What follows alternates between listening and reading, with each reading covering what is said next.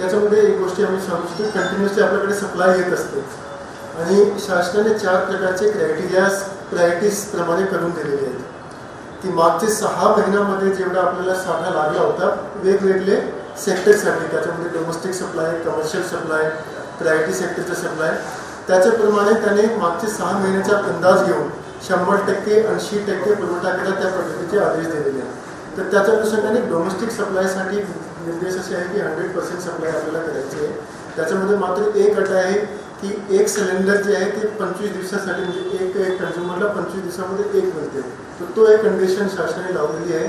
पण याच्याशिवाय कुठल्याही प्रकारची कमतरता असणार नाही. आपल्याकडे सफिशियंट क्वांटिटीमध्ये आहे. सप्लायसुद्धा चालू आहे आपल्याकडे, प्रोडक्शन पण त्या पद्धतीने चालू आहे. तर डोमेस्टिक सप्लायला कुठल्याही प्रकारची अडचण येणार नाही. काल चीफ सेक्रेटरीची त्याची बैठक पण झाली आणि त्याच्यामध्ये त्याने आणखीन 2 दिशानिर्देश आम्हाला दिलेले आहेत. पहिला आहे की जे आपल्याकडे सर्व हॉस्पिटल्स आहेत त्याला कुठल्याही प्रकारचा सप्लाय कमी नाही पडला पाहिजे, ते आम्ही एन्शोर करतो आहे. आणि सेकंड, जे हॉस्टेल्स आहेत गव्हर्नमेंट शासकीय हॉस्टेल आणि एडेड हॉस्टेल, त्यांनाही सुद्धा सप्लाय कंटिन्युअसली देतील, तेही आम्हाला एन्शोर करायला सांगितलं, तर तेही आम्ही एन्शोर करतो आहे. मात्र हा सिच्युएशन बघून काही ठिकाणी काही लोक ब्लॅक मार्केटिंग आणि होल्डिंग करण्याचा प्रयत्न करत आहेत. त्यासाठी आम्ही तालुका स्तरावर प्रत्येक तालुक्यामध्ये पथक स्थापित केलेले आहेत तहसीलदारच्या अध्यक्षतेखाली. त्याच्यामध्ये पुरवठा निरीक्षक आणि पोलीस निरीक्षक सुद्धा आहे आणि याचं काम आहे की ते प्रत्येक ठिकाणी जाऊन तपास करत आहेत की कुठेही कुठल्या प्रकारचं होल्डिंग नाही झाला पाहिजे, ब्लॅक मार्केटिंग नाही झालं पाहिजे. बघा आपल्याकडे ज्या पद्धतीने सप्लाय आहे त्या पद्धतीने कमी नाही पडणार, मात्र जर ब्लॅक मार्केटिंग आणि होल्डिंग झालं तर पुढे जाऊन कमी पडू शकतो. तर प्रशासन म्हणून आम्ही सर्व काळजी घेतो की कोणी होल्डिंग ब्लॅक मार्केटिंग प्रकारचे प्रयत्न करू नये. आम्हाला काही ठिकाणी कुठून असेही तक्रार आलेली आहेत की हा सिच्युएशनचा वापर करून काही ठिकाणी काही लोक जे आहेत ते जास्त दरामध्ये विकण्याचा प्रयत्न करत आहेत. तर त्या ठिकाणी आम्ही काही कारवाई केलेली आहे, निरोप पण दिलेले आहेत. तर सर्व नागरिकांना आमच्या 3 आव्हान राहील. पहिला हा की डोमेस्टिक सप्लाय कुठल्याही प्रकारच्या कमतरता नाही आहे, म्हणून कोणालाही घाबरायची आवश्यकता नाही आहे. दुसरा, कोणताही सप्लायर हा सिच्युएशनचा वापर करून स्वतःसाठी जास्त अमाऊंटमध्ये विकू नये. तशा प्रकारची आमच्याकडे कंप्लेंट आली तर त्याच्यावर खूप कडक कारवाई केली जाईल, त्याचे निलंबनही केली जाईल सप्लायच्या आणि त्याच्यावर परमानंटली पण बंद केली जाईल. आणि तिसरी आमच्या सर्वांना आव्हान देतील की ब्लॅक मार्केटिंग किंवा होल्डिंग करण्याचा प्रयत्न कोणी करू नये. आम्ही लक्ष ठेवून आहोत, आमचे पथक आहेत, प्रत्येक ठिकाणी व्हिजिट पण करत आहेत. हे 3 गोष्टी खूप महत्त्वाची सद्यस्थितीमध्ये. पॅनिक सिच्युएशन अजिबात नाही आहे. आपल्याकडे सफिशियंट क्वांटिटीमध्ये डोमेस्टिक सप्लायसाठी LPG अवेलेबल आहे.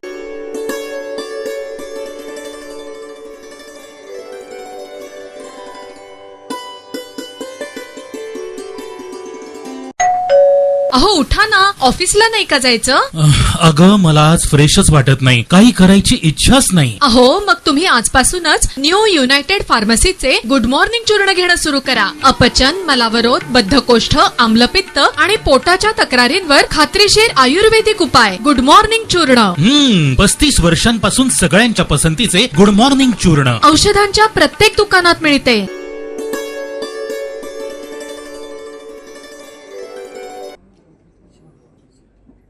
ही जी संकल्पना आहे ह्या पुरस्काराची किंवा या कवी संमेलनाची, ही संकल्पना गंगा लॉजमध्ये ती उगम पावली, बरोबर. आणि गंगा लॉजच्या पायथ्याशीच माझी करिअरची सुरुवात झाली.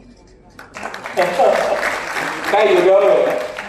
म्हणजे माझ्या डोक्यात जेव्हा कल्पना आली, मी खूप प्रयत्न करत होतो ॲज अ हिरो म्हणून प्रयत्न. म्हणजे गंमत सांगतो तुम्हाला का 1975 साली त्याच दरम्यान आमच्या रामदासजींचा सामना चित्रपट रिलीज झाला होता. त्याच वर्षी माझा पहिला चित्रपट रिलीज झाला. सामना हा ब्लॅक अँड व्हाईट चित्रपट. याच्यामध्ये डॉक्टर लागू, श्रीराम लागू आणि निळू फुले त्यांचा सामना, आणि तो ब्लॅक अँड व्हाईट चित्रपट. आणि माझा कलर चित्रपट सामना सुपरहिट ठरला आणि प्रीत तुझी माझी माझा चित्रपट सुपर फ्लॉप ठरला.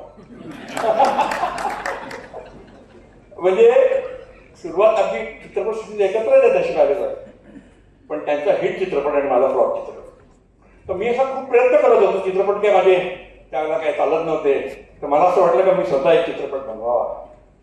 आणि जेव्हा मी अण्णासाहेब देऊळगावकर माझे गुरु त्यांना मी मानतो, त्यांच्या चित्रपटात मी काम करत होतो. त्या चित्रपटाचं नाव होतं लेक चालली सासरला. लेक चालली सासरला या चित्रपटामध्ये मी खलनायकाची भूमिका केलेली आहे, आपल्या बायकोला जाळणारा हिरो. आणि त्यानंतर मी केला धुमधडाका मेन हिरो. म्हणजे एक फारच मोठा कॉन्ट्रास्ट होता तो. पण सांगायचं तात्पर्य हे का, गंगा लॉजच्या खाली अण्णासाहेबांचं ऑफिस होतं. अण्णासाहेब जवळगावकर, गंगा लॉजचे बाबासाहेब जाधव हे मला वाटते अण्णासाहेबांचे खूप जवळचे मित्र होते आणि त्यांनी त्यांना खाली आश्रय दिला होता ऑफिससाठी. आणि माझी अशी इच्छा होती का अण्णासाहेबांनी माझा धुमधडाक्याचा स्क्रिप्ट लिहावा. आणि म्हणून मी त्यावेळेला माझ्याकडे चित्रपट बनवण्यासाठी पैसा काही जमला नव्हता. प्रयत्न चालू होते बँकेच्या थ्रू आणि भरपूर काही प्रयत्न चालू होते.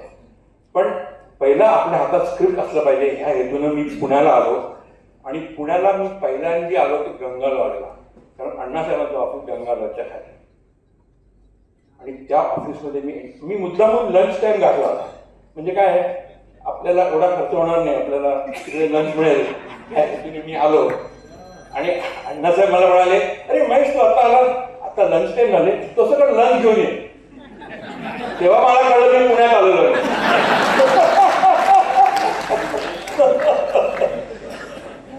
आणि यशवंतराव म्हटलं की मला आज इतक्या वर्षांनी 2 गोष्टी फक्त आठवतात. एक म्हणजे ते पहिल्यांदा जेव्हा महाराष्ट्राचे मुख्यमंत्री झाले तेव्हा त्यांनी एक छोटा निर्णय घेतला आणि तो अजूनही तितकाच आम्हा कलाकारांना पाठीशी उभा आहे. तो निर्णय त्यांनी तेव्हा असा निर्णय घेतला की मराठी नाटकांवर करमणूक कर नाही. हा 1960-61च्या काळात त्यांनी घेतलेला निर्णय आहे आणि अजून आज तागायत मराठी नाटकांवर करमणुकीचा कर नाहीये. जो पैसा गोळा होतो जे तिकिटाचा तो सर्वचा सर्व निर्मात्याकडे जातो, शासनाकडे तो त्यातला काही हिस्सा जात नाही. हा इतका दूरगामी परिणाम ही इतकी एक इनडायरेक्टली सबसिडी त्यांनी मराठी नाटकाला यशवंतराव चव्हाणांनी दिली. आणि दुसरा त्यांच्यातला एक द्रष्टा, वाचक आणि रसिक. त्यांच्या घरी जेव्हा मी चहा पानाला गेलो, मी जेव्हा मोहन आगाशे, तेव्हा त्यांनी मला विचारलं की तू नाटकं लिहितोस, करून आहेस, मग पीटर शॅफरचं इक्वस वाचलंस का नाही. पीटर शॅफर हा नाटक, त्यांच्यासारख्या राजकारणाला पीटर शॅफर हा नाटककार माहीत होता. त्याचं इक्वस नाटक नुकतंच इंग्लंडला चालू होतं, ते त्यांना माहीत होतं. त्याच्याविषयी मला त्यांनी प्रश्न विचारला. हा त्यांच्यातला एक जागरूकपणा मला आठवतो. आणि दुसरा, प्रकाश बेहरे हेही आमच्या गाडगेवाड्यामध्ये माझ्या मामाला भेटायला येत असत. त्यांनी एक मोठी शैक्षणिक संस्था त्या काळात उभी केली होती. दुर्दैवानं तो लवकर गेला.